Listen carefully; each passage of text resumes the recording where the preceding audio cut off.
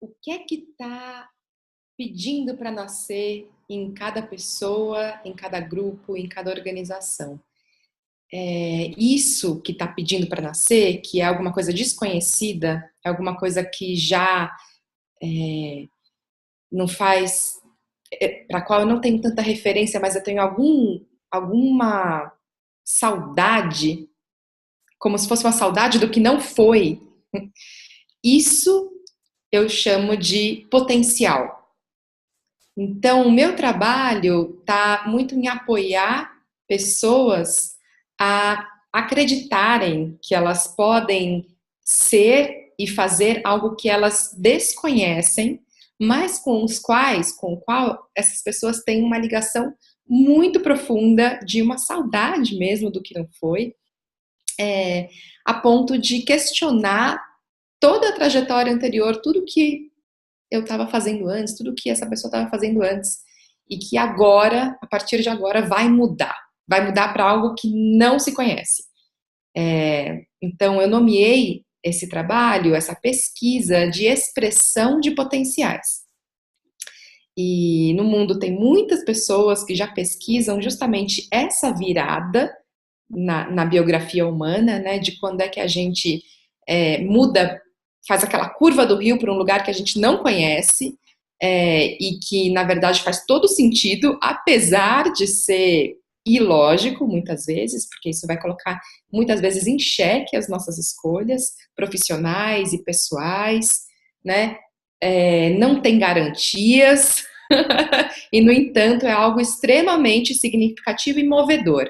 Então, como é que eu entro num território totalmente novo, e entro de um jeito a que eu consiga encarnar esses potenciais e isso se manifestar num novo trabalho, de repente, num novo jeito mais abundante de eu ganhar a vida agindo a partir daquilo que é profundamente significativo. E, enfim, é mais ou menos por aí que eu trafego. Em qualquer conversa, com qualquer amigo, sabe? Quando eu vi, eu já estava ali, quieta, ouvindo. Ouvindo. Então, essa coisa de ouvir muito, de gostar de ouvir as conversas, as histórias, as questões. Isso foi me dando dicas de que talvez o meu lugar de brilho e a melhor contribuição fosse estar inteira nesse lugar de quem ouve e de quem espelha, né, de quem pergunta, de quem ajuda a clarear o que é que está vindo a ser em alguém. Esses dias eu encontrei um diário meu. Olha só. Ah, meu Deus! Quando eu tinha 20 anos, 19, quando eu tinha 19 anos, dos 19 aos 23. Eu acho que foi bem a época da faculdade.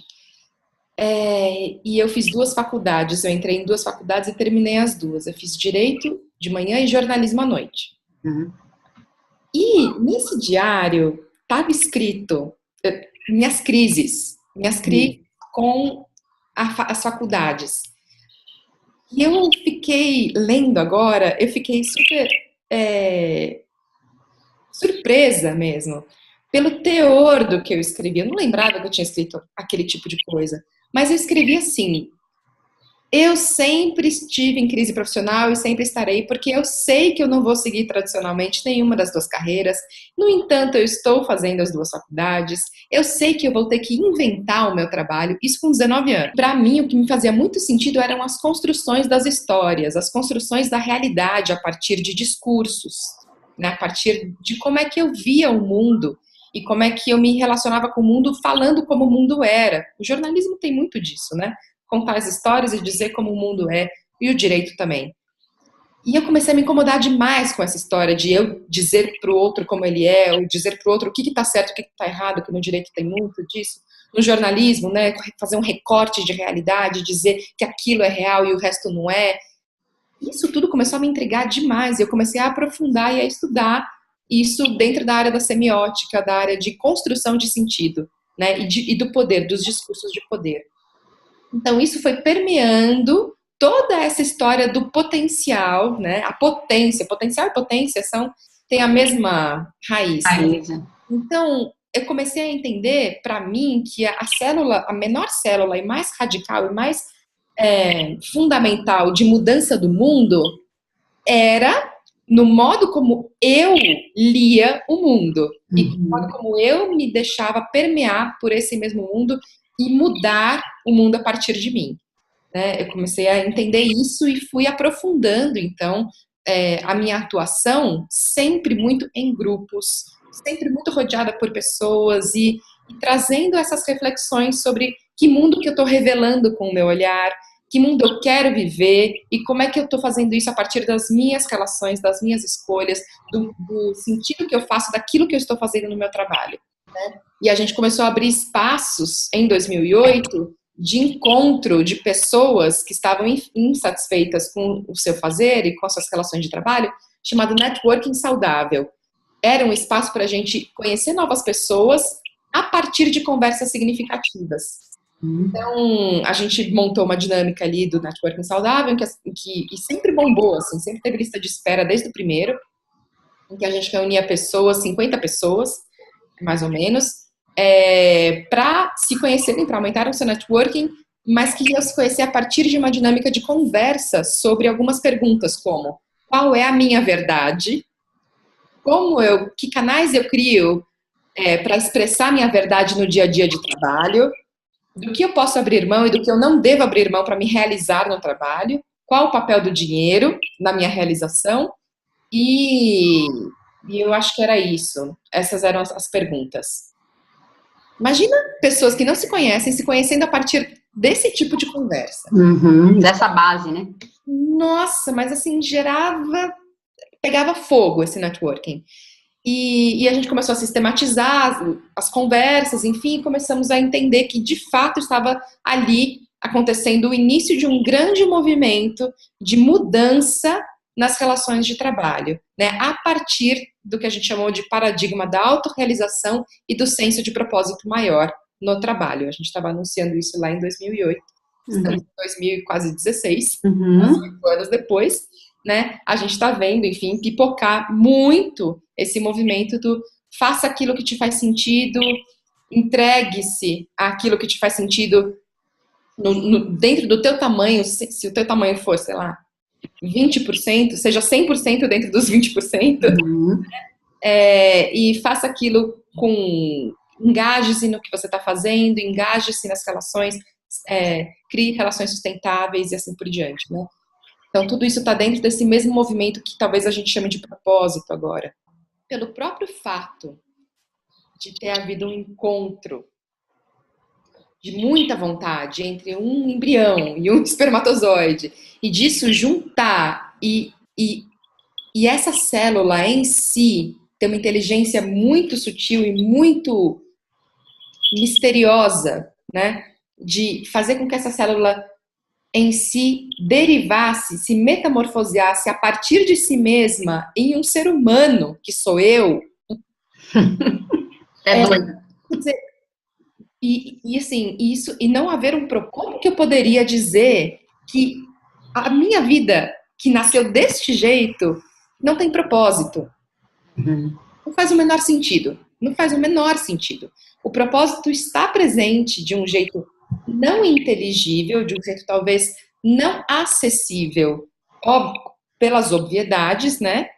Mas ele está presente desde o início da minha vida. E ele continua, essa mesma força que atraiu, essa mesma força magnética, atrativa e formativa, que fez nascer, que fez me formar, desde do embrião até um bebê, e desse bebê nascer, e desse nascimento crescer e se tornar quem eu sou hoje, essa mesma força, ela continua atuando. Ela, em si, para mim, é a natureza, como o propósito se manifesta, é a natureza de um propósito. Sim, ter consciência, ter intimidade com esta força, obviamente e claramente, traz mais satisfação. Talvez traga uma vida mais satisfatória, talvez traga mais poder mesmo, né, de realização, de autorrealização, de ser mais quem eu sou. Talvez me traga mais resiliência para estar num ambiente em que as pessoas desacreditam de si mesmas e, portanto, desacreditam de mim. Uhum. Então, estar mais íntima dessa força que já opera, que já me dirige, que é o propósito, me dê mais empoderamento, como você traz, me dê mais resiliência e segurança e autonomia para ser mais quem eu sou, para ser mais e mais quem eu sou nessas relações. Então, para isso, eu acho que serve um trabalho que esclareça o propósito e tal. Não para te dar sentido, finalmente, na vida. Não, porque a vida já tem sentido em si mesma. Mas talvez para te trazer mais satisfação em ser quem você é. Mas aí a gente já está chegando pertinho da curva do ponto da virada. Então, assim, tem um longo processo, tem um caminho aí e que é muito pessoal. Por isso que, de fato, as pessoas dizem, né? Não dá para querer mudar o outro, né? O que eu posso querer é me mudar. E esse querer em si também é uma maturação, né? A vontade de mudança, ela tem um processo de maturação, até chegar nesse ponto em que, opa, agora eu quero mesmo. E disso para frente é só crescimento e mudança e florescimento e enfim, é aquela história da lagarta para borboleta mesmo.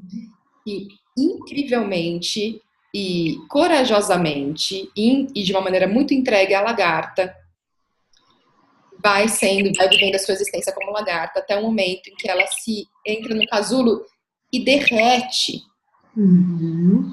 Ela derrete o corpo dela. Ela derrete, ela fica sem forma. Ela fica totalmente confusa. Ela entra num lugar em que não tem contorno, não tem nitidez. Ela derrete inteira para daquela mesma matéria-prima derretida metamorfosear em um ser completamente inusitado, que não mais se rasteja, mas voa. É uma loucura. Isso acontece na natureza. Por que que isso não aconteceria dentro da gente de um jeito mais sutil? Talvez a nossa forma não mude, nossa forma física, mas derrete. São outras formas mais sutis que dão forma, por sua vez, forças formativas que dão forma à nossa forma física, sejam escolhas de tipo de trabalho, de tipo de relação, até de corpo mesmo, do que vestir, do que comer, né, de quem atrair, né, com quem que eu quero estar convivendo e por aí vai. Então, há que se derreter novamente. Há que se derreter. Chegar nesse lugar do tô pronta, a lagarta come muito, né? Ela vai rastejando, vai vivendo coisas. Então é esse processo de aumento da voltagem da vontade que eu tô descrevendo. E eu fui me lembrando do meu puerpério. Ai, porque eu me senti exatamente assim, como você tá falando. Derretendo, sabe? Eu dizia para as pessoas assim, eu tô me perdendo, assim, eu não sei mais quem eu sou, sabe? Eu fui me sentindo exatamente assim, como se eu tivesse realmente saindo, sabe aquelas cenas que aparece que você sai da cobra, né? Que você sai daquela pele e aí sai uma outra, não uma outra pessoa, sai você mesma, mas sai diferente.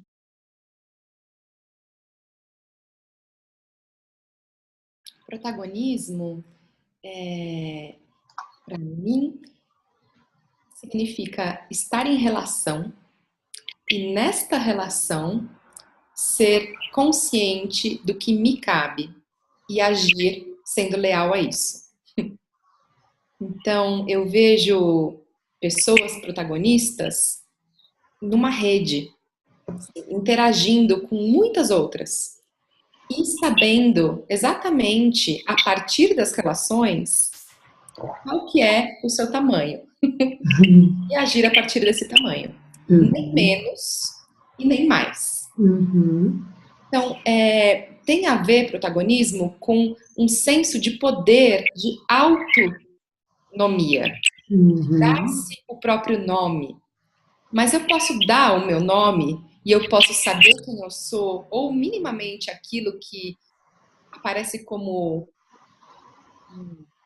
genuíno para mim naquele momento, isso me diz quem eu sou naquele momento, posso me alinhar com isso, ajudado pelas minhas relações, que podem ser relações que me incomodam e podem ser relações que me dão bem-estar, que me promovem, que me dão prazer, né? As relações balizam quem eu sou, quem eu posso ser e quem eu posso vir a ser. Elas me dão espelhos, elas me dão alimento e elas também me desnutrem. E nesse sentido, o protagonismo, ele se coloca como essa prática e essa possibilidade de eu tomar para mim aquilo que me cabe ser, né? E o meu poder de escolher estar nas relações que eu quero estar e de agir daquele certo jeito e de oferecer para essas relações a minha melhor entrega, ou nem pode ser a melhor, pode ser a pior também, eu posso escolher a minha pior entrega. Isso também é ser protagonista, na verdade. Cocriação, para mim, ela é uma prática de alargar o meu senso de autoria. Então, aquilo que eu considero como necessário de ser criado, uma ideia que eu tenho que é muito incrível, enfim, ou, não sei, uma imagem algo que eu estou imaginando que poderia acontecer e tal, ao convidar outra pessoa para dialogar comigo sobre isso, necessariamente vai acontecer uma transformação daquilo que eu vim com aquela ideia, e essa ideia ela vai mudar e vai virar uma terceira coisa, nem a minha, nem a do outro, mas uma terceira, que muitas vezes é muito mais legal, muito melhor, muito mais interessante do que a que eu poderia ter sozinha, enfim, na minha imaginação. Então, isso, para mim, é alargar, esticar o senso de autoria, porque eu me sinto autora e, ao mesmo tempo, eu me sinto colaborando, eu sinto que a ideia, eu não sei muito bem de quem veio a ideia na cocriação. Né? Então, tem uma autoria expandida, porque a ideia, eu não sei bem de quem veio, mas também veio de mim. Então, essa prática, ela é muito generosa, né? E ela demanda de quem se coloca nela uma igual generosidade, né? Consigo mesmo e com o outro, né? Porque pode existir alguns lugares de ruído, alguns lugares de mais atrito, e isso faz parte da cocriação, né? Isso aqui é muito interessante, né? Manter, sustentar os conflitos quando eles aparecem. Então, cocriar, para mim, é um tipo diferente do que se estava acostumado até então na nossa sociedade, né? Uma lógica autoral e hierárquica. Está vindo muito mais, hoje em dia, uma prática mais horizontal, mais das interações, aumentando o campo das possibilidades, né? E que nos demanda habilidades de diálogo, uma qualidade de ser generoso, de ser paciente, de não querer resolver logo, mas de abrir para o processo criativo, para dar respostas a problemas complexos. Então, vida plena, eu não sei muito bem conceituar, para mim fica um pouco distante, eu poderia falar de várias coisas, mas que talvez fiquem abstratas, teóricas. Então, eu vou falar do sentimento plenitude. E esse sentimento eu tenho diversas vezes ao longo do dia. Ele vem e vai.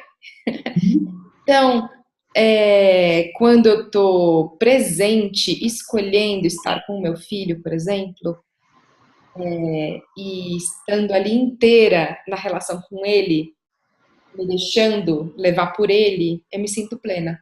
Acontece algumas vezes durante o dia com ele. E é incrível poder ter esse sentimento, poder ter acesso a essa graça, né? Que é plena várias vezes ao dia pelas mãos do meu filho. É um presente isso, né?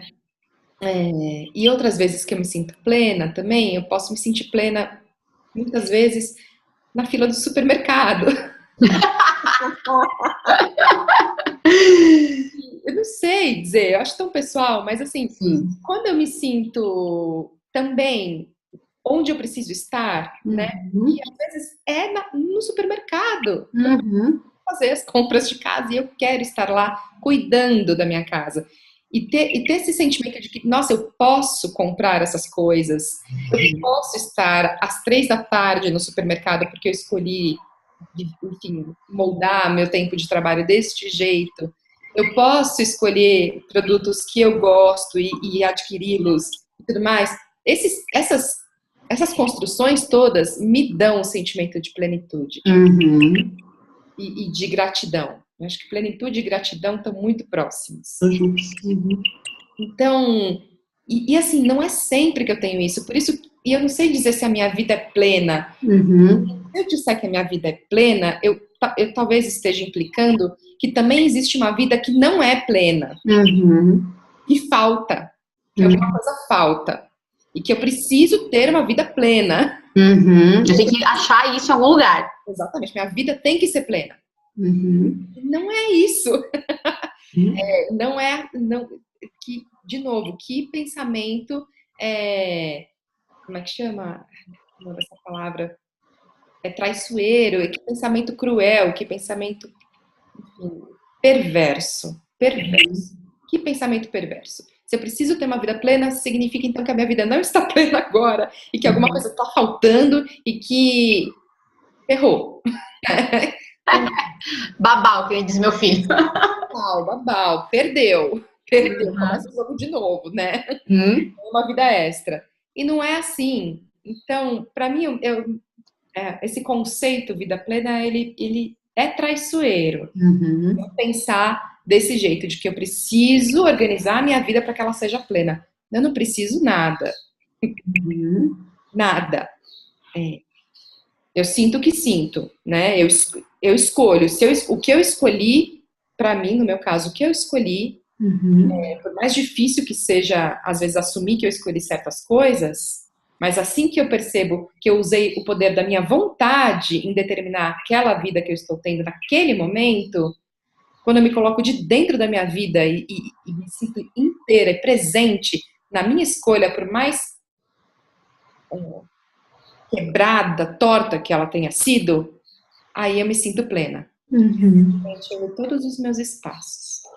Ocupando a minha vida.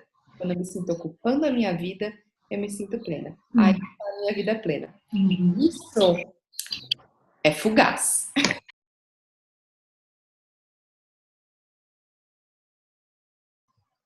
A geração da minha mãe, que tem os seus 70 anos agora, eu acredito que foi uma geração que rompeu com uma lógica que estava vindo aqui no Brasil, pelo menos, enfim, nas Américas, né? Na Europa também muito, enfim, foi na mesma época essa geração, mas rompeu com uma lógica de que mulher é sexo frágil, né? Enfim, esse lugar da mulher como alguém desvalorizado, alguém que não pensa, alguém que não produz, alguém que só cuida de casa, alguém cuja voz não tem autoridade. Então, a geração da minha mãe, né, enfim, que foi jovem nos anos 60, nos anos 70, jovem, eu quero dizer, de seus 30 anos, né, 20, 30 anos, essa geração necessariamente precisou ir para outra polaridade para romper com essa lógica. Qual foi a outra polaridade? Se dizem que eu não produzo, eu preciso produzir. Se dizem que eu não penso, eu preciso ser extremamente racional e lógico. Se dizem que a minha voz não tem autoridade, eu preciso bater o pé no chão, né? Aumentar a voz, gritar, né? Para me fazer ouvir, e por assim e assim por diante, né? Então, para quebrar essa lógica, precisou haver um antídoto. E eu vejo muito esse movimento do feminismo que queimou sutiãs e tudo mais, muito nesse lugar necessário de fazer uma oposição a essa força. Na minha geração, dos 30 e poucos anos, dos 40 anos, e de mulheres mais novas ainda, mas estou vendo a partir da minha geração, eu vejo que a gente já está num terceiro movimento. Num movimento que não é nem uma ponta nem a outra. É uma terceira coisa que está nascendo dessas duas polaridades. Essa terceira coisa, para mim, eu estou vendo que é algo novo, que é algo que traz um frescor, que não nega esses dois lugares, né? Que não nega a produtividade, que não nega o pensar, né? O pensar racional, que não nega a autoridade, que não nega a realização, o fazer, né? Realizador, né? Mas que faz de um jeito completamente diverso. E o feminino, para mim, está nesse lugar de frescor e de inovador frente a essas duas polaridades. Falando das famílias, por exemplo, já está se espalhando, claro, não generalizadamente, mas já está nascendo com uma certa força, já está tomando forma e tendo poder, um discurso, né, da mulher que diz para o marido, eu não quero que você me ajude com as crianças. Nós vamos criar as crianças. Né? Temos papéis complementares aqui, e os dois trabalham aqui em casa, né, na criação dos filhos. Então, é uma parceria. Essa consciência da parceria, assumir que isso é uma parceria, só está sendo possível depois que aconteceu esse movimento de oposição, de quebra. Né? Então, essa quebra deu lugar para muitas práticas do feminino saudáveis, que convocam o homem para ocupar um novo lugar também, masculino saudável. Então, isso, por exemplo, na família, nas relações. Outra coisa é a mulher, a gente está realmente problematizando o quão hierárquico e masculino e patriarcal é o mercado de trabalho, né? E escolhendo, fazendo escolhas. Eu quero atuar nesse mercado deste jeito, ou eu quero encontrar ou um jeito legítimo de eu exercer o meu feminino, que significa sentir, que significa empatizar, que significa intuir dentro do meu trabalho, dentro do mercado, dentro das empresas onde eu já estou, né, e ver valor nisso e abrir diálogos, né, com posições de decisão, né, com pessoas em posições de decisão, né, a partir desses lugares, chamar essas pessoas para também valorizarem a intuição e valorizarem os sentimentos e valorizarem a empatia e tudo mais, a horizontalidade, os diálogos, ou eu quero empreender, né, e abrir esse espaço no empreendimento meu, né, em umas relações de trabalho que eu vou inaugurar a partir da mulher que eu sou, né, a partir dessas qualidades do feminino já postas em prática, sabe? Então, isso está acontecendo, é muito fresco, tá já acontecendo, e eu acho que as nossas filhas vão amadurecer isso, enraizar esse tipo de prática do feminino nas relações, né, na família, no trabalho, no meio ambiente, enfim. Convido vocês para estarem com a gente na Liga das Mulheres Extraordinárias, que vai acontecer do dia 1º ao dia 7 de março de 2016. Vai ser muito legal trocar com vocês todas lá. A gente se vê daqui a pouco, então.